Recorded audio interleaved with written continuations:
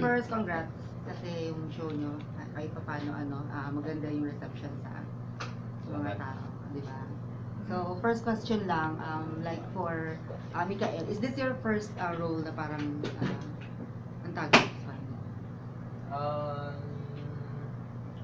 Parang, hindi naman siguro. I guess, may mga ibang characters naman ako na may time nung na medyo may pag-antagonist siya. So, parang hindi naman yata. Or hindi ko naman tinitingnan antagonist o protagonist. So, hindi ko naman tinitingnan ng gano'n. Pero yung character mo parang playboy siya, di ba? Hindi naman, actually hindi naman siya masyadong playboy. Third party lang talaga siya dito. Yun. So, hindi ko masasabi na playboy siya. Third party lang talaga siya. And for Dennis, parang ang napansin ko sa role mo dito, parang masyado mabait. Ganun o. Ganun. Parang sa umpisa pala na-build up siya na parang ganun siya kabait. Oo, para may iba din naman kasi yung mga huli ko kasing ginawa, puro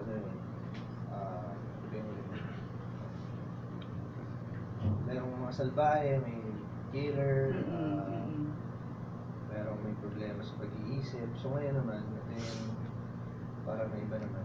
Mabait, siya naman yung hinapi ng konti, siya naman yung niloloko. Okay din. Yung labanan kasi ngayon sa prime time, parang matindi. From both networks, matindi yung labanan. On your sarili niyo, paano kayo nag-exert ng extra effort para matulungan yung show na Hateful Eight? Wala ko, nanonood talaga ako ng show pag may time.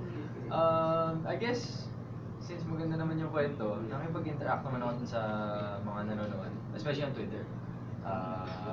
Napag-usapan nga namin na yun nga.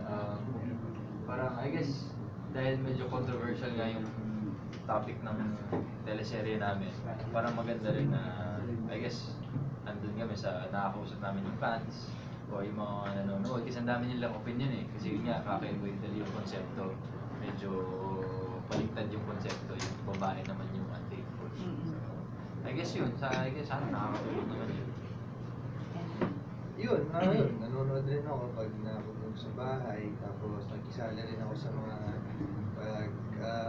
masaya rin mag-tweet habang nanonood, tapos sabihin mo yung mga ibang nanonood, kita mo yung reaction nila, kung natutuwa sila sa eksena, or kung ano man yung nararamdaman nila, makikita mo doon. Pero sa totoo lang, hindi ako masyadong sa ratings eh, hindi naman ako nakikipag-kompetensya. Well, ako yun iba kasi yung attitude ko tungkol dyan. Mas okay sa akin na alam kong okay yung ginagawa ko, na gusto ng mga tao yung mga napapanood din ng eksena. Para sa akin, okay na yun. Yung pag-usapan siya gabi-gabi, masaya na kami dun. Masaya sila sa napapanood ng ginagawa namin. Si Jeneline, paano napapansin niyo sa kanya sa pag-portray niya ng character niya this time? Kasi iba yung makikita sa kanya. Feeling ko later on, marami magagalit sa character niya, di ba? Ganun talaga. Posible. Yun nga, kakaiba naman talaga yung konsepto namin. Kaya nga namin ginawa, or nakausap ko si Mrs. Seth, kaya nga nila ginawa yung konsepto nito dahil hindi pa masyadong na-explore. So kahit kami, parang hindi rin naman namin matansya kung ano bang magiging reaksyon. Siguro may papanig sa character niya, may mga aayaw siguro. Pero I guess, kasama na talaga yun. Kasama na talaga yun. Yung paano siya mag-portray this time? Kasi Dennis, nakatrabaho mo na siya before. Mas iba ba yung niya ngayon, atake? Iba din dahil ngayon lang din siya gumawa ng ganito role. Yung mga huli ko napanood, pagka magaan, may comedy, minsan siya yung inaabel, pag drama naman. So ngayon, siya naman yung naluloko at nangangaliwa. Kaya iba rin, iba yung pinapakita niya dito. Tsaka maganda kasi iba-iba yung reaction ng mga tao na nakakapanood. Merong iba naiinis, merong iba nakaka-relate kasi siguro ginagawa rin nila sa mga asawa nila. Hindi natin alam, pero sigurado meron din yan. Sigurado meron. Nangyayari talaga yun. Kaya yun, maganda refreshing yung napapanood ng mga tao. Natamaan ba kayo sa title? Parang, was there a time na may naging unfaithful sa inyo? Hindi pa naman ako husband eh. Oo, okay lang naman yung nag-iba husband. Pero ano yun, nangyayari talaga yun. Ganun talaga buhay di ba? Hindi natin minsan... Yeah, ganun talaga yung buhay. Kaya nga may natatamaan, kaya ang dami nagre-react eh. Yung iba hindi sumasang-ayon dahil baka sila yung biktima, o yung iba sumasang-ayon dahil sila yung gumagawa. So, yung okay nga, ang dami makaka-relate sa iba't ibang mga characters. Yun nga, ang bait ni Eman, tapos si Dean yung nakikisaw-saw, tapos si Mel yung parang sa'yo ng aliwa. So, ang daming characters na pwedeng pag-relate ng mga tao. So, kaya napapag-usapan siguro, kaya ang dami ng opinion kasi baka nakakita nila yung sarili nila sa mga characters. Na yun naman talaga yung gusto na sana namin gawin na ma-portray na maayos at makarelate naman yung mga tao sana. Kayo ba may mga anong masasabi niyong similarity sa mga characters na pinoportray niyo? Meron ba? Ako siguro, bilang Eman, pareho siguro kami mapagmahal sa pamilya, gagawin niya lahat para gagawin yung pamilya na para mas tumanda yung buhay. Pareho naman kami faithful. Oo, yun. Si Dean. Mahilig sa babae. Mahilig naman sa babae. Diba? Natural lang naman yun. Si Dean. Kulit kasi ni Dean eh. Si Dean, ano siya all out siya lagi eh. Tapos medyo hindi siya nahihiya eh. Parang nakita lang niya kung ano yung gusto niya. Parang yun nga, parang inahan niya yung babae. Pero hindi na niya pinapansin na may pamilya na yung babae. And well, ako, hindi ko naman gagawin yan. So, hindi ko alam kung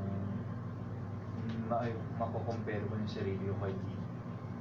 So, Ganun ka rin ba kasi napapanood ko yung character parang siya, iba yung mag-pursue ng... Oo, malandi talaga siya eh. Tapos makulit na gumagawa siya ng sitwasyon. Hindi naman malandi na isip ko, pero yung pag nagpo-pursue ng girl, Oo, hindi, malandi talaga yung malandi. Tapos gumagawa siya ng sitwasyon para makita niya yung gusto niya.